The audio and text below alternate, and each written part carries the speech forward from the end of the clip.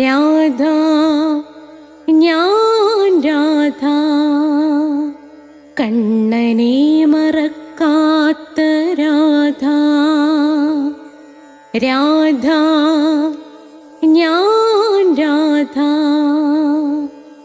കണ്ണനെ മറക്കാത്ത രാധ. വൃന്ദാവനം നീ മറന്നോ, മധുരയെ നീ മറന്നോ. വൃന്ദാവനം നീ മറന്നോ, മധുരയെ നീ മറന്നോ. രാധയെ നീ മറന്നോ, കണ്ണാ പൈക്കളെ നീ മറന്നോ. രാധയെ നീ മറന്നോ, കണ്ണാ പൈക്കളെ നീ മറന്നോ. രാധ രാധ രാധ രാധ മറന്നിട്ടും മറക്കാത്ത രാധ. മറന്നിട്ടും മറക്കാത്ത രാധ. രാധേ രാധേ രാധേ രാധേ മറന്നിട്ടും മറക്കാത്ത രാധ. മറന്നിട്ടും മറക്കാത്ത രാധ.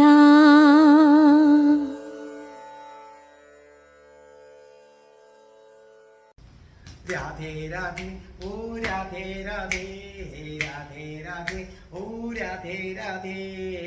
രാധേ രാധേ എന്ന ചാനലിലേക്ക് എല്ലാ മാന്യ പ്രേക്ഷകർക്കും സ്വാഗതം. ഇന്ന് നാരായണീയമാണ്, 5ാമത്തെ ദശകമാണ്, 5ാമത്തെ ശ്ലോകമാണ്, 50ാമത്തെ എപ്പിസോഡാണ് നമ്മൾ അവതരിപ്പിക്കുന്നത്. അപ്പോൾ ഇതിനു മുമ്പുള്ളത് പ്ലേലിസ്റ്റ് എടുത്താൽ മതി. നിങ്ങൾ സബ്സ്ക്രൈബ് ചെയ്താൽ എല്ലാ തിങ്കളാഴ്ചയും 12 മണിക്ക് നാരായണീയത്തിൻ്റെ വീഡിയോ കിട്ടും. ക്ലാസ്സാണ്. ചൊവ്വാഴ്ച 12 മണിക്ക് കൃഷ്ണൻ്റെ കാമുകിയായ രാധയുടെ പ്രണയം, ജനനം മുതൽ മരണം വരെയുള്ള ജീവിതകഥ നിരവധി റിസർച്ചുകൾ നടത്തി അവതരിപ്പിക്കുകയാണ്. എല്ലാ വ്യാഴാഴ്ചയും അഷ്ടപതിയുടെ ക്ലാസ് കിട്ടും. വെള്ളിയാഴ്ച മോക്ഷത്തിന് വേണ്ടി ധർമ്മപദത്തിൻ്റെ ക്ലാസ് ഉണ്ട്. കൂടാതെ സ്പോക്കൺ ഇംഗ്ലീഷിൻ്റെ ക്ലാസ് ഉണ്ട്. അതോടൊപ്പം തന്നെ അത് പ്ലേലിസ്റ്റിലുണ്ട്. പിന്നെ ജ്യോതിഷമുണ്ട്. ഓരോ മാസത്തിൽ ജനിച്ചവരുടെ ഫലം, ഓരോ നക്ഷത്രത്തിൽ ജനിച്ചവരുടെ ഫലമുണ്ട്. അതെല്ലാം നിങ്ങൾ കേൾക്കണം. അതിനകത്ത് എന്തെങ്കിലും സംശയം ഉണ്ടെങ്കിൽ ഡിസ്ക്രിപ്ഷൻ ബോക്സിൽ എൻ്റെ നമ്പറുണ്ട്. 9645333999 എന്നാണ് അത് എൻ്റെ നമ്പർ. അതേ കണക്ക് തന്നെ രാധേ രാധേ എന്ന ചാനൽ നമ്മൾ രാധേ രാധേ എന്ന പേരിൽ നമ്മൾ ഇൻസ്റ്റഗ്രാമിൽ നമ്മൾ സ്റ്റാർട്ട് ചെയ്തിട്ടുണ്ട്. നിങ്ങൾക്ക് അത് ഫോളോ ചെയ്യാം. പക്ഷേ ഇവിടെ ഇടുന്ന വീഡിയോ അല്ല, കൊച്ചു കൊച്ചു കാര്യങ്ങൾ മാത്രം, നിങ്ങൾക്ക് അറിവ് നൽകുന്ന കൊച്ചു കൊച്ചു കാര്യങ്ങൾ, കൊച്ചു ഇതായിട്ട് നമ്മൾ അതിനകത്ത് എന്ത് ചെയ്യുന്നുണ്ട്, റീൽസായിട്ട് നിങ്ങൾക്ക് ഒരുപാട് പ്രയോജനം ചെയ്യുന്നതാണ്. നിങ്ങൾക്ക് അതിനകത്ത് പിന്നെ ഫോളോ ചെയ്യുകയാണെങ്കിൽ നിങ്ങൾക്കത് കിട്ടുന്നതാണ്. RADHAE എന്നാണ് രാധേ രാധേ. അതിൻ്റെ ലിങ്ക് ഞാൻ ഡിസ്ക്രിപ്ഷൻ ബോക്സിൽ കോപ്പി ചെയ്തേക്കാം. ആവശ്യമുള്ളവർക്ക് അതെടുക്കാം. ജീവിതത്തിൽ ആവശ്യമുള്ള കൊച്ചു കാര്യങ്ങൾ, 1 മിനിറ്റ് 2 മിനിറ്റ് അങ്ങനെ നിൽക്കുന്ന കാര്യങ്ങളാണ് അതിനകത്ത്. അത് എൻ്റെ സ്റ്റുഡൻസിൻ്റെയും മറ്റുള്ളവരുടെയും നിർബന്ധപ്രകാരമാണ് നമ്മൾ അതിനകത്ത് ചേർന്നത്.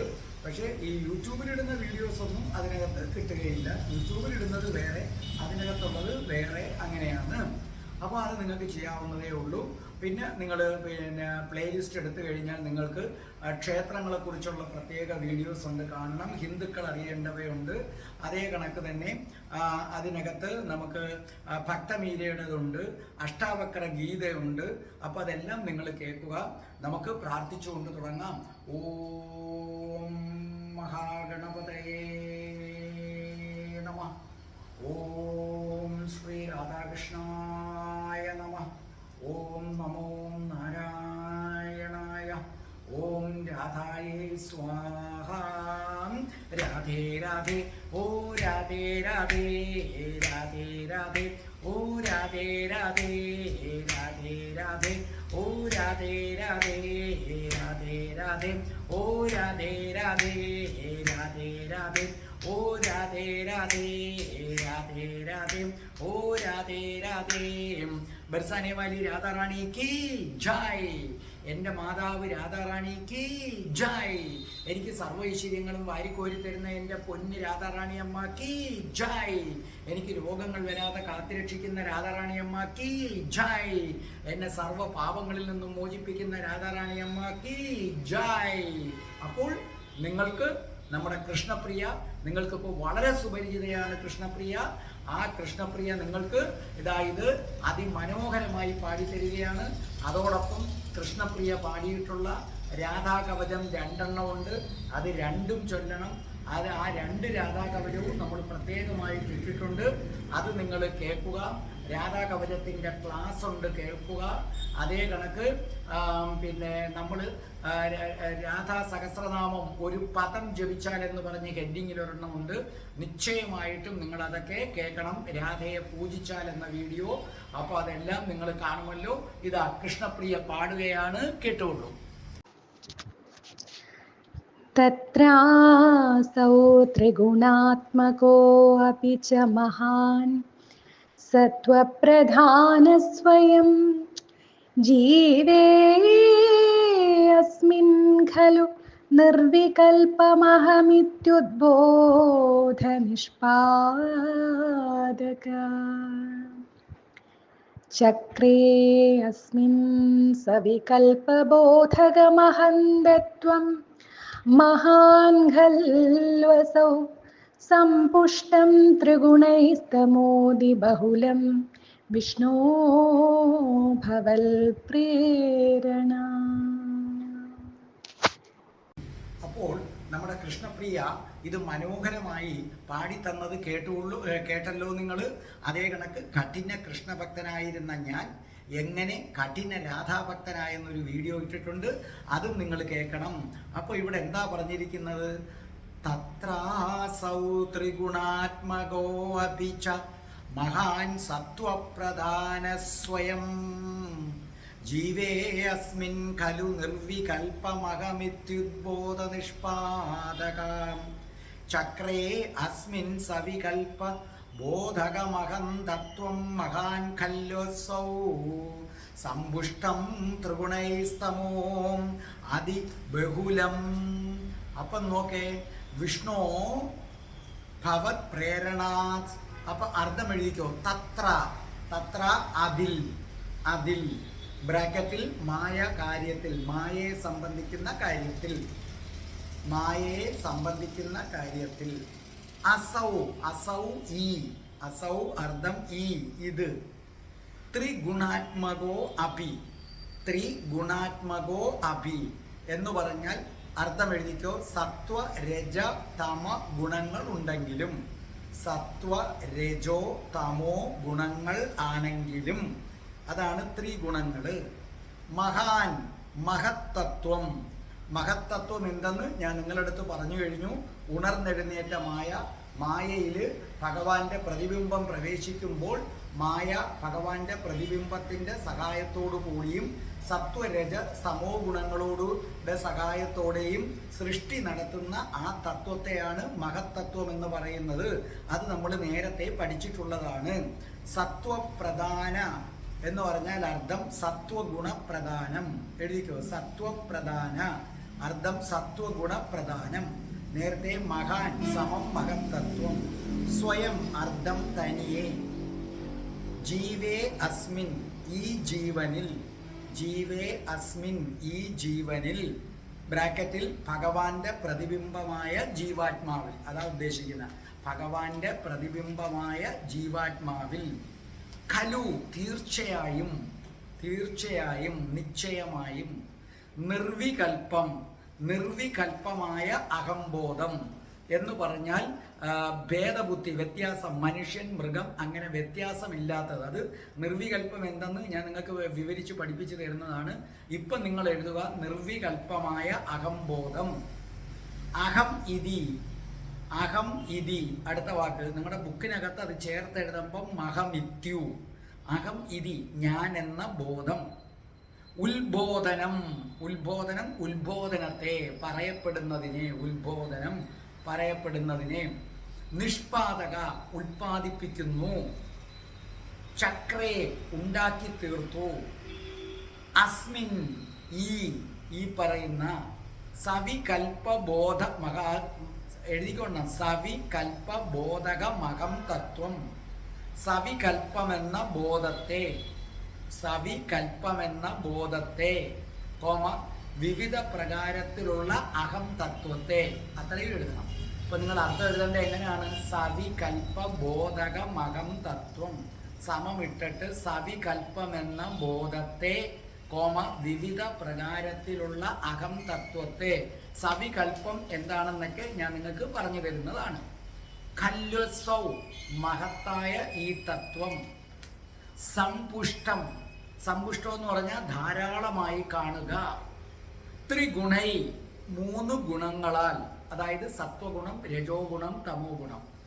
തമോ അതിബഹുല, അർത്ഥം തമോ ഗുണം ധാരാളമുള്ള, അർത്ഥം എഴുതിക്കൊള്ളു. തമോ അതിബഹുല, തമോ ഗുണത്താൽ ധാരാളമായുള്ള. വിഷ്ണു വിഷ്ണുവിൻ്റെ. ഭവത് പ്രേരണ അങ്ങയുടെ പ്രേരണയാൽ, അങ്ങയുടെ പ്രേരണയാൽ. ഇത് ഇച്ചിരി കട്ടി ശ്ലോകമാണ്, പക്ഷെ ഞാനത് പറഞ്ഞു തരാം. അല്പം ബുദ്ധിമുട്ടുള്ളൊരു ശ്ലോകമാണ് ഈ അഞ്ചാമത്തത്. മായയുമായി ബന്ധപ്പെട്ടതാണ് മഹത്തത്വം. മായയുമായി ബന്ധപ്പെട്ടതാണ് മഹത്തത്വം.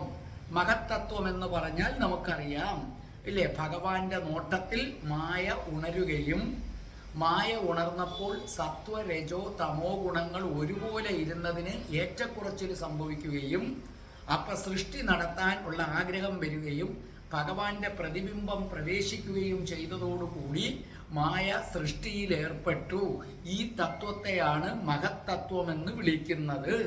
അപ്പോൾ ഈ മഹത്തത്വം സത്വ രജോ തമോ ഗുണങ്ങൾ കൂടിച്ചേർന്നതാണ്. എങ്കിലും സത്വഗുണോ പ്രധാനമാണ്. ഭഗവാന്റെ പ്രതിബിംബമാണ് മായയിൽ പ്രവേശിച്ചത്. ആ പ്രതിബിംബത്തെ ജീവാത്മാവെന്ന പേര് വിളിക്കുന്നു. ആ ജീവാത്മാവ് സത്വഗുണ പ്രധാനമുള്ളതാണ്. തമോ ഗുണവും രജോ ഗുണവും മാറി നിൽക്കുകയാണ്. ജീവാത്മാവ് നിറയെ സത്വ ഗുണം ഉള്ളതാണ്. അതിൽ നിർവികൽപ്പമായ ആ ജീവാത്മാവിൽ, അതായത് മായക്കകത്ത് തെളിഞ്ഞു കാണുന്ന പ്രതിബിംബം, നമ്മൾ കണ്ണാടിയിൽ നോക്കുമ്പോൾ നമ്മുടെ പ്രതിബിംബം കാണുന്നു, അതാണ് നമ്മുടെ ജീവാത്മാവ്.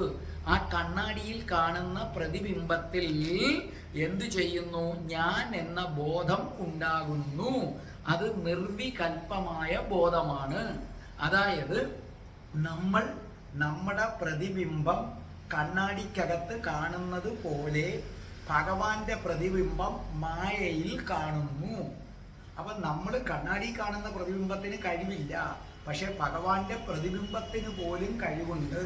പക്ഷെ ആ പ്രതിബിംബത്തിന് ഞാൻ എന്ന ഭാവം ഉണ്ടാകും. അത് നമ്മുടെ ഞാനല്ല, നിർവികൽപ്പമായ ഞാനാണ്.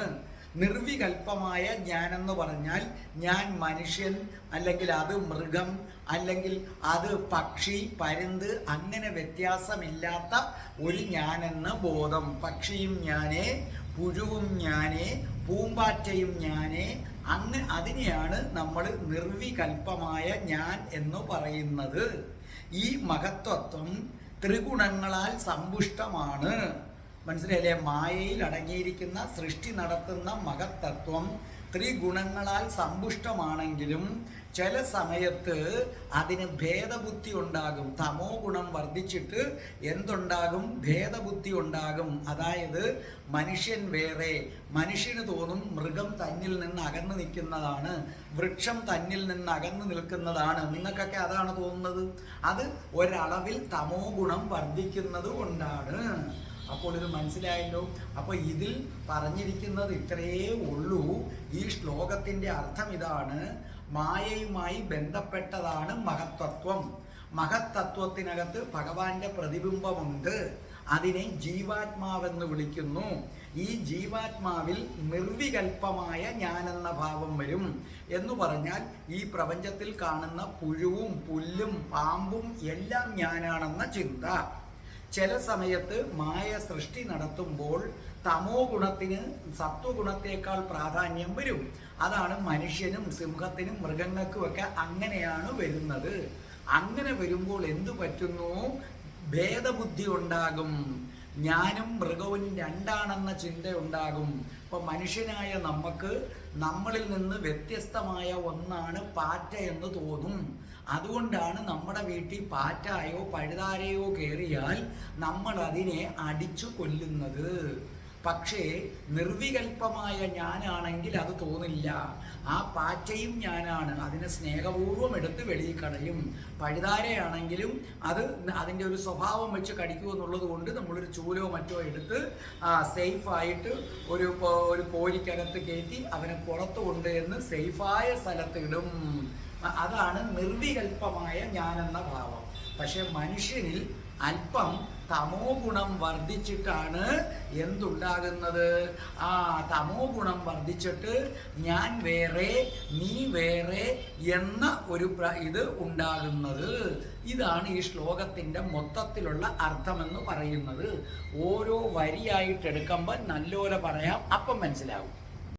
ഇനി നമുക്ക് ഒന്നാമത്തെ വരി വരാം.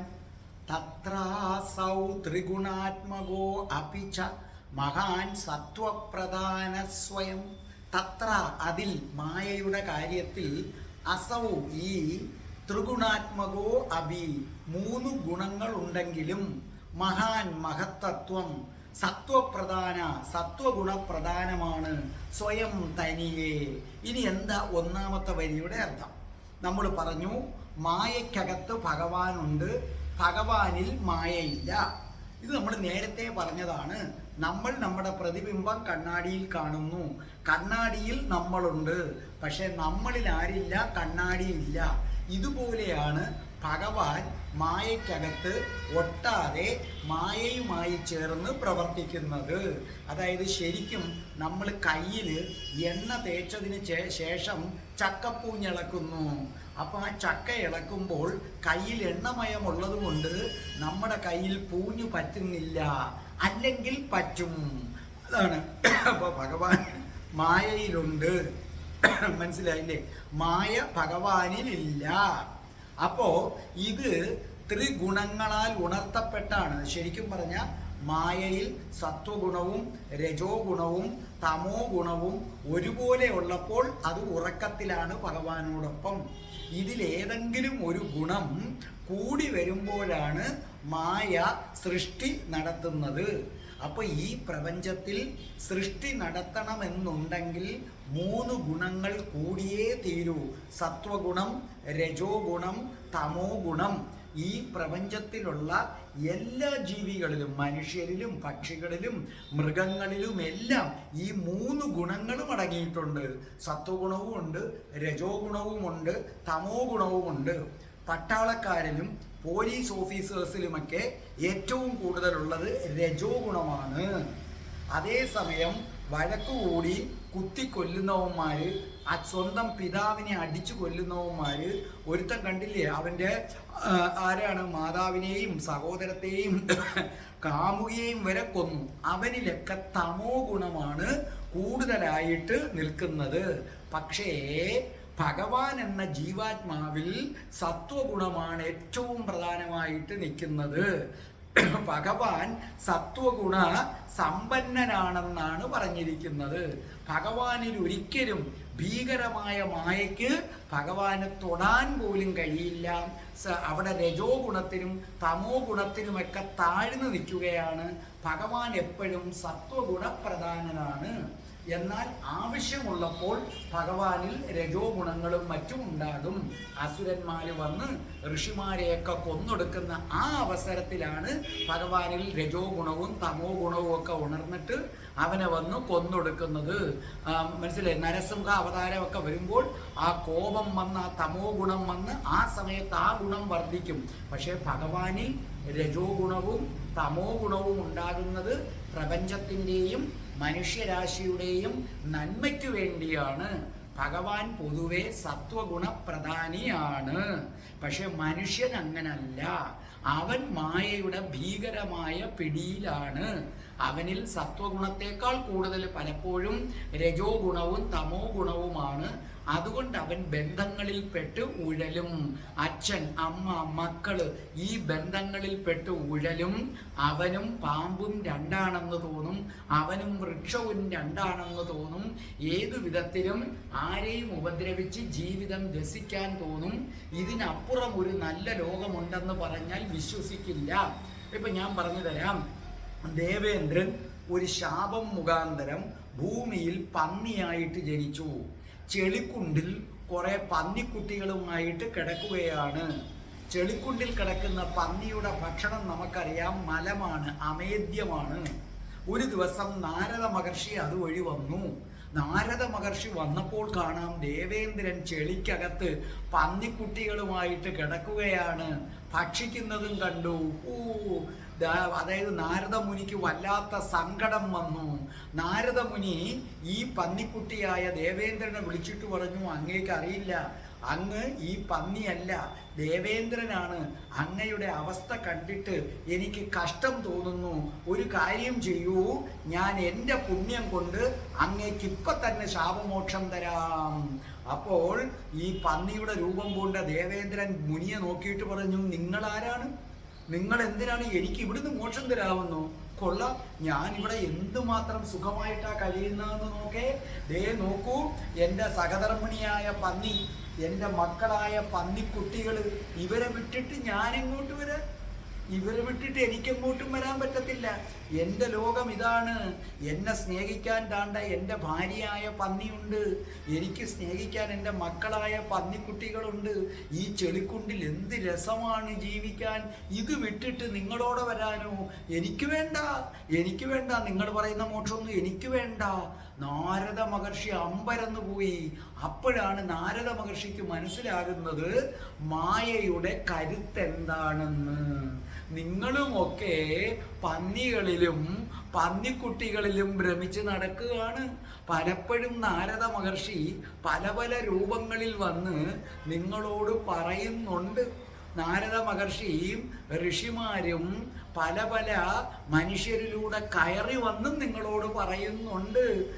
ചെളിക്കുണ്ടി കിടക്കുകയാണ്, അമേദ്യം കഴിച്ച് കിടക്കുകയാണ്, ഇതൊക്കെ പന്നികളും പന്നിക്കുട്ടികളുമാണ്, വിട്ടിട്ട് വാ, വേറെ ലോകമുണ്ട്, വാ എന്ന് പറയുമ്പോൾ നിങ്ങൾ പറയും, എൻ്റെ ഭാര്യ പന്നിക്കുട്ടി പന്നി, എൻ്റെ ഭർത്താവ് പന്നി, എൻ്റെ മക്കൾ പന്നിക്കുട്ടികൾ, ഇവരെയൊക്കെ വിട്ടിട്ട് ദേവലോകമോ എനിക്ക് വേണ്ട. ഇതാണ് മായ, ഇതാണ് മായയുടെ കരുത്തെന്ന് പറയുന്നത്. ഇത് കേട്ടാൽ പോലും ഇവിടുന്ന് അങ്ങോട്ടിറങ്ങി മോനെന്ന് വീണെന്ന് പറഞ്ഞാൽ ഓടിച്ചെന്ന് മുനി എന്ന് പറഞ്ഞ് തൂക്കിയെടുക്കും.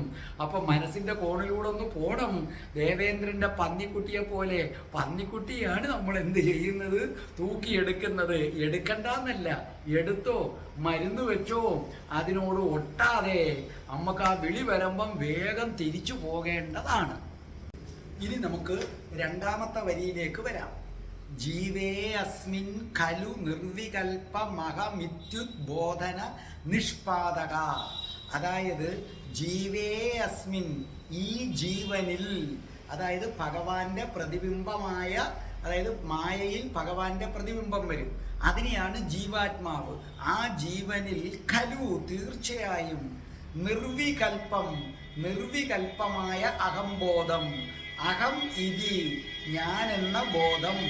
കണ്ടോ, റോഡിലൂടെ പോകുന്ന വണ്ടിയുടെ ഹോണാണ് നിങ്ങൾ ഈ കേൾക്കുന്നത്. അഹം ഇതി, ഞാൻ എന്ന ബോധം. ഉത്ബോധനം, ഉത്ബോധനം ചെയ്യുന്നു, പറയപ്പെടുന്നു. നിഷ്പാദക, ഉൽപ്പാദിപ്പിക്കുന്നു. എന്താണ് രണ്ടാമത്തെ വരിയുടെ അർത്ഥമെന്ന് നോക്കാം. നമ്മൾ നേരത്തെ പറഞ്ഞത് തന്നെയാണ്, ഒന്നും കൂടെ ആവർത്തിക്കുകയാണ്. ഭഗവാന്റെ പ്രതിബിംബം മായയിൽ പതിയുന്നു, അതിൻ്റെ പേര് ജീവാത്മാവ്. നമ്മുടെ രൂപം കണ്ണാടിയിൽ പതിയുന്നു, അത് ജീവാത്മാവ്. ആ ജീവാത്മാവിൽ ഞാൻ എന്ന ഭാവം ഉണരും. അത് നിർവികൽപ്പമായ ഞാൻ എന്ന ഭാവമാണ്. മനസ്സിലായില്ലേ? ഭഗവാന്റെ പ്രതിബിംബം മായയിൽ പതിയും, അത് ജീവാത്മാവ്. മായയിൽ എന്തു പതിഞ്ഞാലും ഞാൻ എന്ന ബോധം ഉണ്ടായിരിക്കും.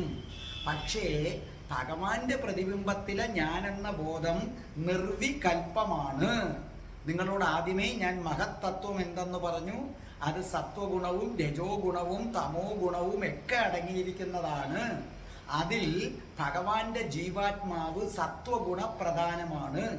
ഭഗവാൻ രജോ ഗുണവും തമോ ഗുണവും മറ്റും നമ്മളെ രക്ഷിക്കാൻ വേണ്ടി, ദുഷ്ടന്മാരെ നിഗ്രഹിക്കാൻ വേണ്ടി മാത്രമേ ഉപയോഗിക്കുകയുള്ളൂ. ഭഗവാനിലെ നിർവികൽപ്പമായ ഞാൻ എന്ന് പറഞ്ഞാൽ എന്താണ്? അത് ഞാൻ നേരത്തെ നിങ്ങൾക്ക് ഒന്നും കൂടെ പറഞ്ഞു തന്നിട്ടുണ്ട്. അതായത് ഞാൻ ദേവനാണ്, ഞാൻ മനുഷ്യനാണ്, ഞാൻ മൃഗമാണ്, ഞാൻ വൃക്ഷമാണ് എന്നിങ്ങനെ വ്യത്യാസം, ഭേദമില്ല, ആകൃതിയില്ല. അങ്ങനെ ആകൃതിയും രൂപങ്ങളും ഒന്നുമില്ലാത്ത അഹംബോധം. ആ അഹംബോധത്തെയാണ് ഭഗവാനിലുള്ളത്, അല്ലാതെ നമ്മളിലെ അഹംബോധത്തെ അല്ല. അപ്പം നമുക്കും ഞാനെന്ന ബോധമുണ്ട്, ഭഗവാനും ഞാനെന്ന ബോധമുണ്ട്. പക്ഷേ ഭഗവാൻ ഒരിക്കൽ പോലും ഞാൻ ഈശ്വരനാണെന്ന ചിന്തയില്ല. നിങ്ങളൊക്കെ മനുഷ്യരാണ്, എന്നേക്കാൾ അല്പം താണതാണെന്ന ചിന്തയില്ല. മൃഗങ്ങൾ അതിനേക്കാൾ താണതാണെന്ന ചിന്തയില്ല. നമുക്ക് ഈ ഭേദബുദ്ധി ഉള്ളതുകൊണ്ടാണ് നമ്മൾ പശുവിനെ അറുത്ത് തിന്നുന്നത്, നമുക്കൊരു ഉപദ്രവവും ചെയ്യാത്ത ആടിനെ അറുത്ത് തിന്നുന്നത്, പാവം കോഴിയെ പിടിച്ചറുത്ത് തിന്നുന്നത്. ഇതൊക്കെ തിന്നുമ്പോൾ ഒരു കാര്യം ആലോചിക്കണം. നിങ്ങൾ എത്ര കോഴിയെ തിന്നിട്ടുണ്ട്? നിങ്ങൾ മരിക്കുന്നതിനകത്ത് വെച്ച് 100 കോഴിയെ തിന്നിട്ടുണ്ടെങ്കിൽ 100 ജന്മം കോഴിയായിട്ട് ജനിക്കും. എന്നാലല്ലേ ഈ അറുക്കുന്നതിൻ്റെ വേദന അറിയണ്ടേ? നിങ്ങൾ ഒരാടിനെ മരിക്കുന്നതിനകത്ത് വെച്ച് തിന്നിട്ടുണ്ടെങ്കിൽ 1 ജന്മം ആ ആടായിട്ട് വരും. നിങ്ങൾ എന്തുകൊണ്ടാണ് ഇത് തിന്നുന്നത്? നിങ്ങൾക്ക് ഭേദബുദ്ധിയുണ്ട്. ഞാൻ വേറെ, ആട് വേറെ. ആടിനെ എനിക്ക് തിന്നാൻ വേണ്ടി ഭഗവാൻ നിർമ്മിച്ചിരിക്കുക. കാരണം ഞാൻ എന്തോ സ്പെഷ്യൽ ആളാണ്. നമ്മൾ നാടൻ ഭാഷയെ പറഞ്ഞാൽ ഗുണാണ്ടർ എന്ന് പറയും, മനസ്സിലായില്ലേ? പിന്നെ ഞാൻ ആരാ? എനിക്ക് തിന്നാൻ വേണ്ടിയല്ലേ ഭഗവാൻ ഇവിടെ ആട്. പിന്നെ കൊല്ലാൻ പോയിട്ട് കാട്ടിൽ കയറി മുയലിനെ വരെ പിടിച്ചുകൊണ്ട് വരും, പാവം മാനിനെ വരെ കൊണ്ടുവന്ന് നമ്മൾ തിന്നു കളയും. നിയമം ഉണ്ടെങ്കിലും അവരുടെ കണ്ണ് വെട്ടിച്ചെങ്കിലും കിട്ടുമെങ്കിൽ നമ്മൾ തിന്നു കളയും. എന്നിട്ട് നമ്മൾ പറയുന്ന ന്യായവാ ഇതൊക്കെ നമുക്ക് തിന്നാൻ വേണ്ടി ഭഗവാൻ സൃഷ്ടിച്ചിരിക്കുകയാണെന്ന് പറഞ്ഞാൽ ആരാ നമ്മൾ? ഭയങ്കര VIP അല്ലേ? ഭഗവാൻ പറഞ്ഞിരിക്കുക, മനുഷ്യ നീ ഭയങ്കര VIP ആണ് കേട്ടോ, അപ്പോൾ നീ ഭയങ്കരമായി സുഖിക്കണം. അതുകൊണ്ട് നിനക്ക് ഞാൻ ആട്, കോഴി ഇതൊക്കെ വെച്ചിരിക്കുക, വെട്ടിക്കോ, കൊന്നു തിന്നോ. ഇങ്ങനൊരു ദൈവം പറയൂടെ? ഒന്ന് ആലോചിച്ചു നോക്കെ. ഈ ഭൂമിയിൽ മറ്റു മൃഗങ്ങൾ നമുക്ക് ഭക്ഷിക്കാൻ വേണ്ടിയാണെന്ന് പറഞ്ഞാൽ അതിൻ്റെ അർത്ഥം എന്താ? ചെല്ലുടാ, ചെന്ന് അവിടെ കുറേ എണ്ണത്തിന് ഞാൻ വെച്ചിട്ടുണ്ട്, കൊല്ലിടാ, അത് പിടഞ്ഞ് മരിക്കട്ടെ, എന്നിട്ട് നീ ഉപ്പും മുളകും ഒക്കെ കൂട്ടി ഇത് അടിച്ചോളൂ എന്ന് ഭഗവാൻ പറയും. കാരണം നമ്മൾ അത്രയ്ക്ക് വലിയ VIP അല്ലേ? ഇതാണ് നമ്മുടെ കയ്യിലെ കുഴപ്പമെന്ന് പറയുന്നത്. അപ്പം നമ്മൾ ഈ മൃഗങ്ങളെയൊക്കെ ഉപദ്രവിക്കുന്നത് എന്തുകൊണ്ടാണ്? ഭേദബുദ്ധി, ഞാനും അതും തമ്മിൽ വ്യത്യാസമാണെന്നൊരു ഭേദബുദ്ധി ഉള്ളത് കൊണ്ടാണ്. ഒരു ദിവസം ആകെ ചൊറി പിടിച്ച് വഷളായ ഒരു നായ് വന്നു രമണ മഹർഷിയുടെ ആശ്രമത്തിൽ. രമണ മഹർഷി അതിനെ സ്നേഹത്തോടെ തലോടി. അതിനുശേഷം ഉറങ്ങാൻ കിടന്നപ്പോൾ ഇവൻ ഇങ്ങനെ മോങ്ങാൻ തുടങ്ങി. അപ്പൊ രമണ മഹർഷി വന്നു. ആ ചൊറിയും പിടിച്ച് അളിഞ്ഞിരിക്കുകയാണ്. ആ നായെ എടുത്ത് തൻ്റെ നെഞ്ചോട് ചേർത്തു, അതിനെ തലോടി. ആ തലോടലിൽ ആശ്വാസത്തിൽ രാവിലെ ആയപ്പോൾ ആ നായ മരിച്ചു കിടക്കുകയാണ്. എന്തുകൊണ്ടാണ് ഇങ്ങനെ ചൊറി പിടിച്ച് ആകെ നമ്മുടെ കണ്ണിൽ കണ്ട ഒരു പുഴുത്ത് നാറിയ പട്ടി, ആ പട്ടിയെ രമണ മഹർഷിക്ക് തൻ്റെ നെഞ്ചോട് ചേർത്ത് വെക്കാൻ തോന്നിയത് എന്തുകൊണ്ടാണെന്നറിയാമോ? നിർവികൽപ്പമായ ഞാൻ എന്ന ഭാവത്തിലാണ് രമണ മഹർഷി. അതുകൊണ്ട്, കാരണം രമണ മഹർഷിക്ക് ഈ പുഴുത്തളിഞ്ഞ പട്ടി ഞാൻ തന്നെയാണ്. ഇപ്പം നിങ്ങളുടെ ദേഹത്ത് ചൊറിയും ചെരങ്ങും ഒക്കെ വന്നാൽ നിങ്ങൾ എന്ത് ചെയ്യും? എടുത്തു കളയോ? നിങ്ങൾ പിന്നെ മാറി ഇങ്ങനെ നിൽക്കുമോ? ഇല്ല. നിങ്ങളുടെ ദേഹത്ത് ചൊറിയും ചെരങ്ങും വന്നാൽ നിങ്ങൾ ആ ചൊറിയിൽ തൊടും, ആ ചെരങ്ങിന് മരുന്ന് വെക്കാൻ വേണ്ടി തൊടും, അത് സുഖമാകാൻ വേണ്ടി മരുന്ന് കഴിക്കും. അപ്പം നമ്മുടെ ദേഹത്ത് വന്നാൽ, നമ്മൾ ആണെന്ന ബോധം വന്നാൽ, നമുക്ക് ചൊറിയും ചെരങ്ങും വന്നാൽ അതിൽ തൊടുന്നതിന് നമുക്കൊരു മടിയുമില്ലല്ലോ. അപ്പോൾ നിർവികൽപ്പമായ ഞാൻ എന്ന ഭാവം ഭൂമിയിലെത്തുന്ന മഹർഷിമാർ കൈവരിക്കും. അങ്ങനെ വരുമ്പോൾ അവർക്ക് നമ്മളും മറ്റതും തമ്മിൽ വ്യത്യാസമില്ല. അപ്പോൾ ഈ പുഴുത്തളിഞ്ഞ പട്ടി അദ്ദേഹത്തെ സംബന്ധിച്ചിടത്തോളം അദ്ദേഹം തന്നെയാണ്. അദ്ദേഹത്തിൻ്റെ ദേഹത്താണ് അത് വന്നത്. അതുകൊണ്ട് അദ്ദേഹം ആ പട്ടിയെ ചേർത്ത് വെച്ചു. അതിനെ തലോടി അതിൻ്റെ അവസാന മയക്കം ശാന്തമായി അതിന് മോക്ഷപ്രാപ്തിയിലേക്ക് അത് പോയി. അതല്ലേ നിങ്ങൾ ശ്രദ്ധിക്കുക. ആ ഭേദബുദ്ധി ഉള്ളത് കൊണ്ടാണ് നിങ്ങൾ ആനയെ കാണുമ്പോൾ ഓടുന്നത്, സിംഹത്തെ കാണുമ്പോൾ ഓടുന്നത്, ആന വന്ന് നിങ്ങളെ ചവിട്ടിക്കൊല്ലുന്നത്. കാരണം നിങ്ങൾക്കറിയാം ആനയും നിങ്ങളും രണ്ടാണെന്ന് തോന്നുന്നു. പക്ഷേ ഋഷിമാർക്ക് ആ ബോധം ഇല്ല. ഋഷിമാർക്ക് കടുവയും സിംഹവും എല്ലാം താൻ തന്നെയാണ്. അതുകൊണ്ടാണ് കൊടും കാട്ടില്, ക്രൂര മൃഗങ്ങളുള്ള കൊടും കാട്ടില് ഋഷിമാരിരുന്ന് തപസ് ചെയ്യുന്നത്. അവരെ ഏതെങ്കിലും ഒരു ഋഷിയെ ആന ചവിട്ടിക്കൊന്നതായിട്ട് നിങ്ങൾ കേട്ടിട്ടുണ്ടോ? ഏതെങ്കിലും ഒരു ഋഷി പാമ്പ് കടിയേറ്റു മരിച്ചതായിട്ട് നിങ്ങൾ കേട്ടിട്ടുണ്ടോ? കൊടും കാട്ടിലല്ലേ ഇവരിരുന്ന് തപസ് ചെയ്യുന്നത്. ബുദ്ധനും ഒക്കെ അങ്ങനല്ലേ, രാത്രി അവിടുത്തെ മരത്തണലിൽ ഒരു പായും വിരിച്ചു കിടന്നുറങ്ങുകയാണ്. ഒരു പാമ്പ് അവരെ കൊത്തിയതായിട്ട് കേട്ടിട്ടുണ്ടോ? ബുദ്ധൻ 80 വയസ്സ് വരെ ജീവിച്ചിരുന്നു. അത് ഈ നല്ലൊരു പങ്കും കാട്ടിലാണ്. ബുദ്ധനെ ഒരു കടുവയും പിടിച്ചില്ല എന്നല്ല, മതമിളകി വന്ന ആന ബുദ്ധന്റെ മുമ്പിൽ നമിച്ചു നിന്നു. സ്വാമി വിവേകാനന്ദൻ ഒരിക്കൽ ധ്യാനത്തിൽ നിന്ന് ഉണർന്നപ്പോൾ തൻ്റെ മുന്നിൽ ഒരു സർപ്പം, ഇങ്ങനെ അഞ്ചലനാഗ സർപ്പം പത്തി വിടർത്തി നിൽക്കുകയാണ്. അദ്ദേഹം അറിയുന്നില്ല, തപസ്സിൽ മുഴുകി നിൽക്കുക. അദ്ദേഹത്തിന്റെ ദേഹത്ത് തൊട്ടില്ല. അദ്ദേഹം കണ്ണു തുറന്നു, അഞ്ചലനാഗത്തെ കണ്ട് പുഞ്ചിരിച്ചു. അത് ഇഴഞ്ഞു പോയി. കാരണം സ്വാമി വിവേകാനന്ദന് ഈ അഞ്ചലനാഗവും സ്വാമിയും തമ്മിൽ വ്യത്യാസമില്ല, രണ്ടും ഒന്നാണ്. അതുകൊണ്ട് അദ്ദേഹത്തിന് ഭയമില്ല. നിങ്ങൾക്ക് ഭയം വരുമ്പോൾ അപ്പുറത്ത് നിൽക്കുന്ന ആൾക്കും ഭയം വരും. അപ്പോൾ അവൻ രക്ഷപ്പെടാൻ വേണ്ടി, നമ്മൾ പറയത്തില്ലേ രക്ഷപ്പെടാൻ വേണ്ടി കുത്തിക്കൊന്നെന്ന്, ആ രക്ഷപ്പെടാൻ വേണ്ടി ആ പാമ്പ് നിങ്ങളെ ദംശിക്കും, അല്ലെങ്കിൽ സിംഹം നിങ്ങളെ എന്ത് ചെയ്യുന്നു? ആക്രമിക്കുന്നു. അതുകൊണ്ടാണ് ഈ നിർവികൽപ്പമായ ഞാൻ എന്ന ഭാവം ഉള്ളത് കൊണ്ടാണ് കൊടുങ്കാട്ടിൽ ഋഷിമാരെ ഒരിക്കലും സിംഹവും കടുവയും പുലിയും ഒന്നും ആക്രമിക്കാത്തതെന്ന സത്യം അറിയുക. ഇനി നമുക്ക് മൂന്നാമത്തെ വരിയിലേക്ക് വരാം. എന്താണ്? ചക്രേ അസ്മിൻ സവികൽപ ബോധക മഹന്തത്വം മഹാൻ കലൗസു. ചക്രേ ഉണ്ടാക്കി തീർത്തു, അസ്മിൻ ഈ സവികൽപ ബോധക മഹം തത്വം, വിവിധ പ്രകാരത്തിലുള്ള അഹം തത്വം. ആ സവികൽപ്പം എന്താണെന്നൊക്കെ ഞാൻ നിങ്ങൾക്ക് പറഞ്ഞു തരാം. കലൗസവും മഹത്തായ ഈ തത്വം തന്നെ. അതായത് എന്താണ് മൂന്നാമത്തെ വരിയിൽ പറഞ്ഞിരിക്കുന്നത്? മഹത്തത്വത്തിൽ 3 ഗുണങ്ങൾ അടങ്ങിയിരിക്കുന്നു. സത്വഗുണം, രജോ ഗുണം, തമോ ഗുണം. മഹത്തത്വം നിങ്ങൾക്കറിയാം, മായ ഉണർന്നു കഴിയുന്നു ഭഗവാന്റെ ദൃഷ്ടിയാൽ. അതോടെ മായയിൽ സത്വ രജോ തമോ ഗുണങ്ങൾ വരുന്നു. പിന്നെ ഭഗവാന്റെ പ്രേരണയിൽ ഇതിനകത്ത് ഏതെങ്കിലും ഗുണങ്ങൾ കൂടിയും കുറഞ്ഞും വരും.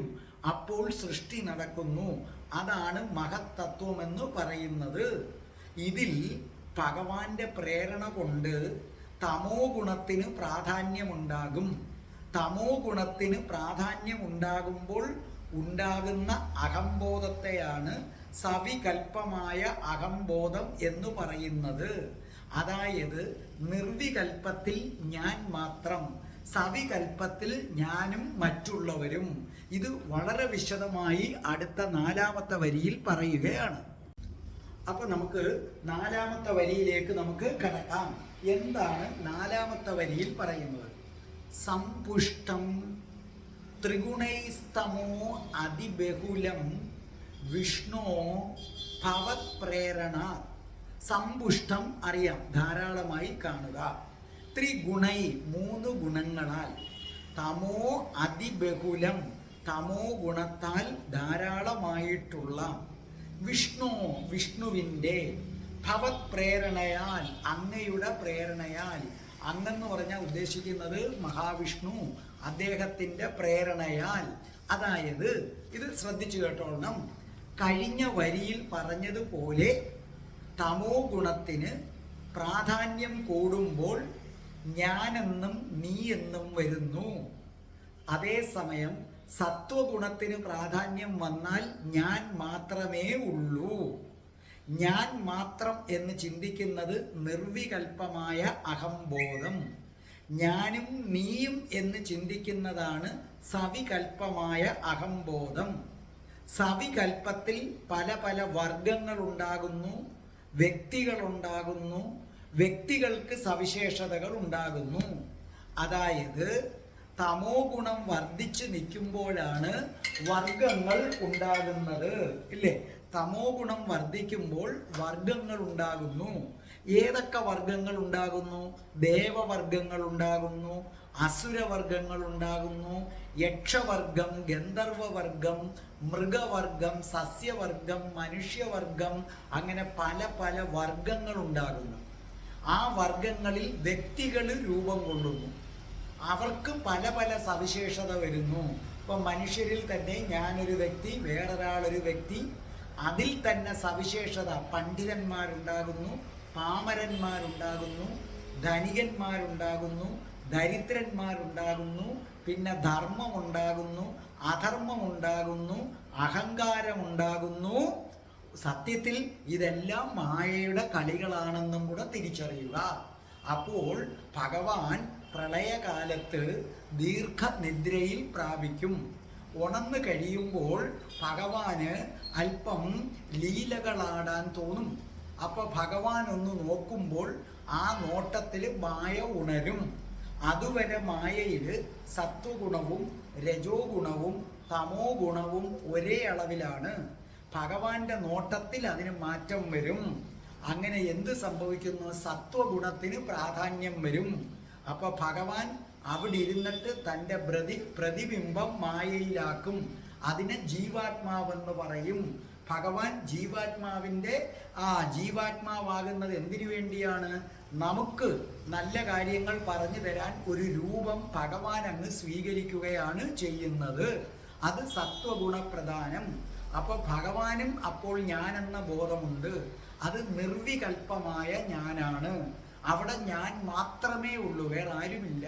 അത് മനുഷ്യരും ഞാനാണ്, മൃഗങ്ങളും ഞാനാണ്, ദേവന്മാരും ഞാനാണ്, സർവ്വതും ഞാനാണ് എന്ന ചിന്ത. അത് കഴിഞ്ഞതിന് ശേഷം ഭഗവാൻ തന്നെ മായയോട് ആവശ്യപ്പെടും തമോ ഗുണത്തിന് പ്രാധാന്യം കൊടുക്കാൻ. അപ്പം തമോ ഗുണം വർദ്ധിക്കും. അങ്ങനെ തമോ ഗുണം വർദ്ധിക്കുന്നതോടുകൂടി പല പല വർഗമുണ്ടാകും. ദേവവർഗം, അസുരവർഗം, മനുഷ്യവർഗം, യക്ഷ, കിന്നര, ഗന്ധർവ വർഗങ്ങള്, മൃഗങ്ങള്, സസ്യങ്ങള്, മനുഷ്യരിൽ വ്യക്തികളുണ്ടാകും. അവർക്ക് സവിശേഷത. ചിലര് പണ്ഡിതര്, ചിലര് പാമരര്, പിന്നെ ധർമ്മമുണ്ടാകും, അധർമ്മമുണ്ടാകും. സത്യത്തിൽ ഇതൊന്നും ഇല്ല എന്നാ പറയുന്നത്. ദേവനും ഇല്ല, ഗന്ധർവനും ഇല്ല. ഇതെല്ലാം മായയുടെ കളികളാണ്.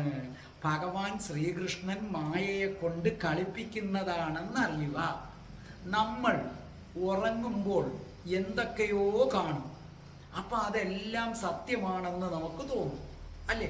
നമ്മൾ ഉറങ്ങിക്കിടക്കുമ്പോൾ എന്തൊക്കെയോ കാണും. അതിനെ നമ്മൾ സ്വപ്നമെന്ന പേര് വിളിക്കും. അതൊക്കെ സത്യമാണെന്ന് നമുക്ക് തോന്നും. പക്ഷെ ഉണർന്നു കഴിയുമ്പോൾ നമുക്കതൊക്കെ കള്ളമാണെന്ന് തോന്നും. ഇനി ഉണർന്നു കഴിയുമ്പോൾ ഈ ഭൂമിയിൽ നമ്മൾ കുറേ കാര്യങ്ങൾ കാണും. അപ്പം നമുക്ക് തോന്നും ഇതെല്ലാം സത്യമാണെന്ന് തോന്നും. അപ്പം ഞാൻ ഇന്നലെ രാത്രി ഉറങ്ങിക്കിടന്നപ്പോൾ എന്തൊക്കെയോ കണ്ട്. ആ സമയത്തൊരിക്കലും എൻ്റെ പേര് ദിലീപ് എന്നാണെന്നും ഞാൻ രാധേ രാധേ ചാനൽ നടത്തുന്നെന്നും എനിക്ക് കുറേ പ്രേക്ഷകരുണ്ടെന്നും ഒന്നും ഞാൻ അറിയുന്നില്ല. ഇന്നലെ രാത്രി ഞാൻ ഉറക്കത്തിൽ കടുവയായിട്ടാണ് കണ്ടതെങ്കിൽ ഞാൻ അങ്ങനെ ആകും. അതല്ല, ഒരു ചക്രവർത്തിയാണെങ്കിൽ ഞാൻ അത്രയും ദിവസം ചക്രവർത്തിയാണ്. ഉണർന്നു കഴിഞ്ഞപ്പം കാണാൻ ഞാൻ ചക്രവർത്തിയല്ല, ദിലീപാണ്. ഇനി ഇപ്പം ഞാൻ ഇവിടെ ഇരിക്കുമ്പോൾ ഞാൻ കുറേ കാര്യങ്ങൾ കാണുന്നു, കുറേ മനുഷ്യരെ കാണുന്നു, കുറേ ആൾക്കാരെ കാണുന്നു. അപ്പോൾ ഇതിനകത്ത് ഏതാണ് സത്യം? അതോ രണ്ടും സത്യമോ? ഉറങ്ങാൻ കിടന്നപ്പോൾ ഞാൻ കണ്ടതാണോ സത്യം? ഉണർന്നു നിൽക്കുമ്പോൾ ഞാൻ കാണുന്നതാണോ സത്യം? ഇതിനകത്ത് ഏതാണ് സത്യം? അതോ രണ്ടും സത്യമല്ലേ? കാരണം ഇപ്പം ഞാൻ കാണുന്നതും ഒരു ദിവസം അപ്രത്യക്ഷമാകുമല്ലോ. നമ്മൾ കണ്ട എത്രയോ നദികൾ വറ്റി വരണ്ടു പോയി, എത്രയോ പർവ്വതങ്ങൾ ഇല്ലാതായി തീർന്നു. നമ്മൾ കണ്ടുവന്ന എത്രയോ മനുഷ്യരും അപ്രത്യക്ഷമായി. അപ്പൊ സ്വപ്നത്തിൽ നമ്മൾ കാണുന്നത് ഉണരുമ്പോൾ അപ്രത്യക്ഷമാകുന്നു. നമ്മൾ ഉണർന്നിരിക്കുന്നു എന്ന് നമ്മൾ പറയുക. സത്യത്തിൽ ഏതായി ഉണർന്നിരിക്കുന്നത്? രാത്രി ഉറങ്ങിക്കിടക്കുന്നതാണോ ഉണർന്നിരിക്കുന്നത്, അതോ ഇതാണോ ഉണർന്നിരിക്കുന്ന അവസ്ഥ? കാരണം ഉറങ്ങിക്കിടക്കുമ്പോൾ നമ്മുടെ മനസ്സ് വർക്ക് ചെയ്യുന്നുണ്ട്. അപ്പോൾ അതാണോ യഥാർത്ഥ ഉണർവ്? നമ്മൾ എപ്പോഴും പറയുന്നത് ശരീരമല്ല മനസ്സിനെ ഉണർത്തണമെന്നല്ലേ? ഞാൻ പറഞ്ഞ മനസ്സിലായില്ലേ? ഇപ്പം നമ്മുടെ ശരീരം ഉണർന്നിരിക്കുകയാണ്. അപ്പം നിങ്ങൾ പറയുന്നു ഉണരുന്നു. ഉറങ്ങിക്കിടക്കുമ്പോൾ ശരീരം ഉറങ്ങുകയാണ്, മനസ്സ് ഉണർന്നിരിക്കുകയാണ്. അപ്പോൾ നിങ്ങൾ ആലോചിക്കുക, ഉറങ്ങിക്കിടന്നപ്പോൾ ഞാൻ എന്തൊക്കെയോ കണ്ട്, ആ സമയത്ത് മൊത്തം എനിക്കത് സത്യം. ഇപ്പോൾ ഉറക്കം എഴുന്നേക്കുമ്പം ഞാൻ കാണുന്നു, അപ്പോൾ ഈ സമയത്ത് കാണുന്നതും സത്യം. ഇതിലേതാ യഥാർത്ഥ സത്യം? ഉറങ്ങിക്കിടക്കുമ്പം കണ്ടതാണോ സത്യം? ഉണർന്നിരിക്കുന്നു എന്ന് ഞാൻ പറയുമ്പോൾ ഈ കണ്ടതാണോ സത്യം? കാരണം ഉറക്കത്തിൽ ഞാൻ കണ്ടതൊക്കെ അപ്രത്യക്ഷമായി. ഉണർന്നിരിക്കുന്നു എന്ന് നമ്മൾ പറയുന്ന ഈ അവസ്ഥയിലും ഞാൻ കാണുന്നതൊക്കെ അപ്രത്യക്ഷമാകുന്നു. ചിലപ്പോൾ ഞാൻ രാവിലെ കണ്ട ആളാ, ഉച്ചയായപ്പോൾ അയാൾ മരിച്ചു, 5 മണിക്കുള്ളിൽ അയാളെ അടക്കം ചെയ്തു. ഈ ഞാൻ കണ്ടിട്ടുള്ള പലതും ഇതിനകത്ത് അപ്രത്യക്ഷമായിക്കൊണ്ടേയിരിക്കുന്നു. ഒരു വലിയ തത്വചിന്തകനുണ്ടായിരുന്നു. അദ്ദേഹത്തിൻ്റെ പേര് ചുവാങ് തസു എന്നായിരുന്നു. ചുവാങ് തസു വലിയ തത്വചിന്തകനാണ്. ഒരു ദിവസം രാവിലെ അദ്ദേഹം ഉറക്കം എഴുന്നേറ്റിട്ട് ഏങ്ങി ഏങ്ങി അങ്ങോട്ട് കരയാൻ തുടങ്ങി. അപ്പോൾ ശിഷ്യന്മാർ ചുറ്റും കൂടിയിട്ട് ചോദിച്ചു, ഗുരു ഇതെന്ത് സംഭവിച്ചു? എന്തിനാണ് ഗുരു അങ്ങ് ഇങ്ങനെ കിടന്ന് കരയുന്നത്? അപ്പോൾ ചൂ പറഞ്ഞു, ഞാൻ ആകപ്പാടെ ആശയക്കുഴപ്പത്തിലാണ്. കാരണം ഇന്നലെ രാത്രി ഞാൻ എന്തു ചെയ്തു? ഞാനൊരു സ്വപ്നം കണ്ടു. ഇന്നലെ രാത്രി ഞാനൊരു സ്വപ്നം കണ്ടു, ഞാനൊരു പൂമ്പാറ്റയായി മാറിയെന്ന്. അപ്പൊ ശിഷ്യന്മാർ പറഞ്ഞു, അതിനെന്തിനാണ് ഇങ്ങനെ കരയുകയും സങ്കടപ്പെടുകയും ഒക്കെ ചെയ്യുന്നത്? എല്ലാ മനുഷ്യരും ഇങ്ങനെ ഉറക്കത്തിൽ എന്തെങ്കിലുമൊക്കെ സ്വപ്നം കാണും. സ്വപ്നത്തിൽ ഒരു പൂമ്പാറ്റയാകുന്നതിൽ ഒരു കുഴപ്പവുമില്ലല്ലോ. വല്ല സിംഹമാണെങ്കിൽ വേണ്ടിയില്ല. അതിന് അങ്ങ് എന്തിനാണ് കരയുന്നത്? അപ്പൊ അദ്ദേഹം പറഞ്ഞു, അതല്ല എൻ്റെ പ്രശ്നം. രാത്രിയിൽ ഞാനൊരു പൂമ്പാറ്റയായെന്ന് സ്വപ്നം കണ്ടു. ഇപ്പോൾ എൻ്റെ സംശയം ഇതാണ്, പൂമ്പാറ്റ സ്വപ്നം കാണുകയാണോ അതൊരു ചൂ ആണെന്ന്? അതാണ് അതിൻ്റെ പ്രശ്നം. നല്ലതുപോലെ മനസ്സിലായല്ലോ. ഇദ്ദേഹത്തിൻ്റെ ചുരുക്കപ്പേരാണ് ചൂ എന്ന് പറയുന്നത്. ഇദ്ദേഹം പറയുന്നു, ഉറക്കത്തിൽ ഞാനൊരു സ്വപ്നം കണ്ടു, ഞാനൊരു പൂമ്പാറ്റയായെന്ന്. ഇപ്പം എൻ്റെ സംശയം, പൂമ്പാറ്റ ഉറങ്ങിക്കിടക്കുമ്പോൾ അതൊരു സ്വപ്നം കാണുകയാണോ അത് ചൂ ആയെന്ന്? ആ സ്വപ്നത്തിലെ ചൂ ആണോ ഈ നിൽക്കുന്നത്? ഇപ്പോൾ ഉദാഹരണമായിട്ട്, ഞാൻ ഇന്നലെ രാത്രി ഉറങ്ങാൻ കിടന്നപ്പോൾ ഞാനൊരു സ്വപ്നം കാണുകയാണ്, ഞാനൊരു പൂമ്പാറ്റയായെന്ന്. ഇപ്പോൾ ഉണർന്നെഴുന്നേറ്റപ്പോൾ എൻ്റെ സംശയം എന്താണ്? ഞാനൊരു പൂമ്പാറ്റയായെന്ന് സ്വപ്നം കണ്ടു. ഇനി ഏതെങ്കിലും ഒരു പൂമ്പാറ്റ സ്വപ്നം കാണുകയാണോ അതൊരു ദിലീപ് കുമാർ ആയെന്ന് സ്വപ്നം കാണുകയാണോ? ഇതിൽ ഏതാ സത്യം? അതെ, ഏതെങ്കിലും ഒരു പൂമ്പാറ്റ സ്വപ്നം കാണുകയാണോ അത് ദിലീപ് കുമാർ ആയെന്നും അത് രാധേ രാധേ എന്ന ചാനലിൽ പരിപാടി അവതരിപ്പിക്കുകയാണെന്നും സ്വപ്നം കാണുകയാണോ? ആ പൂമ്പാറ്റ ഉണരുന്നതോടുകൂടി ആ സ്വപ്നവും തീരും. ആ സ്വപ്നം തീരുന്നതോടെ ഞാനും ഇല്ലാതാകും. അതുപോലെ ആരൊക്കെയോ സ്വപ്നം കാണുകയാണോ നിങ്ങൾ രാധേ രാധേ ചാനൽ കാണുകയാണെന്ന് സ്വപ്നം കാണുകയാണോ? നിങ്ങൾക്ക് ഞാൻ പറഞ്ഞത് നല്ലതുപോലെ മനസ്സിലായല്ലോ. ഞാൻ ഇന്നലെ രാത്രി ഉറങ്ങിക്കിടന്നപ്പോൾ സ്വപ്നം കാണുന്നു, ഞാനൊരു പൂമ്പാറ്റയായെന്ന്.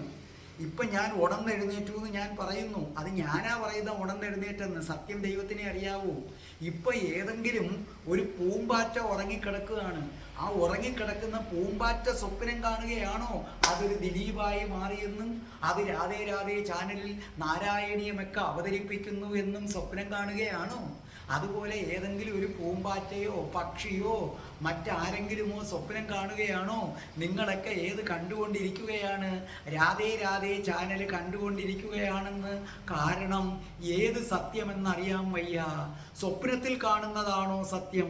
ഇപ്പം കാണുന്നതാണോ സത്യം? നമ്മൾ പറയുന്നു ഇപ്പോൾ ഉണർന്നിരിക്കുന്നെന്ന്. സത്യത്തിൽ ഇപ്പം നമ്മൾ ഉണർന്നിരിക്കുകയാണോ അതോ ആരോ കാണുന്ന ഒരു സ്വപ്നമാണോ നമ്മൾ? ഉറങ്ങിക്കിടക്കുമ്പം നമ്മൾ പറയുന്നു നമ്മൾ ഉറക്കത്തിലാണ് കണ്ടതെന്ന്. പക്ഷേ യഥാർത്ഥത്തിൽ മനസ്സുണർന്നിരിക്കുന്നത് കൊണ്ട് ആ സമയത്താണോ നമ്മൾ ഉണർന്നിരിക്കുന്നത്? ഏതാ സത്യം? ആകപ്പാടെ ഒരാശയക്കുഴപ്പമാണ്. അതേ, ജീവിതം എന്ന് പറയുന്നത് ഒരു സ്വപ്നം തന്നെയാണ്. ഈ സ്വപ്നം തീരുമ്പോൾ എന്ത് ചെയ്യും? എല്ലാം അപ്രത്യക്ഷമാകും. ഭാര്യയും മക്കളും എല്ലാം അപ്രത്യക്ഷമാകും. ഞാൻ പറഞ്ഞ പോയിന്റ് ഒന്നും കൂടെ ചുരുക്കി പറഞ്ഞു തരാം. സ്വപ്നം എന്ന് പറഞ്ഞാൽ എന്താണ്? സ്വപ്നം എന്ന് പറഞ്ഞാൽ അത് കംപ്ലീറ്റ് ആയി നിലനിൽക്കത്തില്ല. ഒരു ഘട്ടത്തിൽ അത് അവസാനിക്കുന്നു. അവർ ഉറക്കം എന്ന സംഭവം തീരുമ്പോൾ അത് അവസാനിക്കുന്നു. അതുകൊണ്ട് അത് സ്വപ്നം. അങ്ങനെയാണെങ്കിൽ ഇപ്പം നമ്മൾ കുറേ മനുഷ്യരെ കാണുന്നു, ഒരു ഘട്ടം എത്തുമ്പോൾ അവരും അങ്ങ് അപ്രത്യക്ഷരാകുന്നില്ലേ? അപ്പൊ ഇതും ഒരു സ്വപ്നമല്ലേ? നിങ്ങൾക്ക് വളരെ വ്യക്തമായോ ഞാൻ പറഞ്ഞത് എന്താണെന്ന്? നിങ്ങൾക്ക് മനസ്സിലായോ? ഉറക്കത്തിൽ നമ്മൾ സ്വപ്നമെന്ന് വിളിക്കുന്നത് എന്തിനെയാണ് സ്വപ്നമെന്ന് വിളിക്കുന്നത്? ഉറക്കത്തിൽ കുറെ കാണുന്നു, ഒരു ഘട്ടം എത്തുമ്പോൾ അതെന്ത് ചെയ്യുന്നു? അപ്രത്യക്ഷമാകുന്നു. അങ്ങനെ അപ്രത്യക്ഷമാകുന്നതാണ് സ്വപ്നമെങ്കിൽ ഇപ്പം ഞാൻ കുറെ പേരെ കാണുന്നു, ഒരു ഘട്ടമായപ്പോൾ ഇപ്പൊ എൻ്റെ അമ്മ അപ്രത്യക്ഷയായി, എൻ്റെ അച്ഛൻ അപ്രത്യക്ഷനായി, ഞാൻ കണ്ട പല കൂട്ടുകാരും അപ്രത്യക്ഷമായി. അപ്പൊ ഇതും സ്വപ്നമല്ലേ? സത്യത്തിൽ ഈ ജീവിതം എന്ന് പറയുന്നത് മൊത്തത്തിൽ ഏത് തന്നെയല്ലേ? ഒരു സ്വപ്നം തന്നെയല്ലേ? അതെ എൻ്റെ രാധേ പ്രേക്ഷകരെ, ഇതൊരു സ്വപ്നമാണ്. ഈ ജീവിതം ഒരു സ്വപ്നമാണ്. കണ്ടുകൊണ്ടിരിക്കുന്നവരൊക്കെ പെട്ടെന്ന് അപ്രത്യക്ഷമാകുന്ന ഒരു സ്വപ്നം. ഈ സ്വപ്നത്തിൽ നമ്മൾ എന്തെങ്കിലും കണ്ടുമുട്ടുമോ അറിയില്ല. സ്വപ്നം വെറും ഒരു സ്വപ്നം, സ്വപ്നം സ്വപ്നം സ്വപ്നം സ്വപ്നം വെറും ഒരു സ്വപ്നം, സ്വപ്നം സ്വപ്നം സ്വപ്നം. മാനസം വിങ്ങി നിമിഷങ്ങൾ തേങ്ങി വിട ചൊല്ലിടാനായി. മാനസം വിങ്ങി നിമിഷങ്ങൾ തേങ്ങി വിട ചൊല്ലിടാനായി. മിഴികൾ വിതുമ്പി നാമെന്ന് കൂടിടും വീണ്ടും, നാമെന്ന് കൂടിടും വീണ്ടും. സ്വപ്നം വെറും ഒരു സ്വപ്നം, സ്വപ്നം സ്വപ്നം സ്വപ്നം സ്വപ്നം വെറും ഒരു സ്വപ്നം, സ്വപ്നം സ്വപ്നം സ്വപ്നം. രാധേ രാധേ ഓ രാധേ രാധേ രാധേ രാധേ ഓ രാധേ രാധേ രാധേ രാധേ ഓ രാധേ രാധേ രാധേ രാധേ ഓ രാധേ രാധേ രാധേ രാധേ ഓ രാധേ രാധേ രാധേ രാധേ ഓ രാധേ രാധേ. ഓം ശ്രീം ഹ്രീം ക്ലീം ഐം രം രാസേശ്വരി രാധികായേ സ്വാഹ.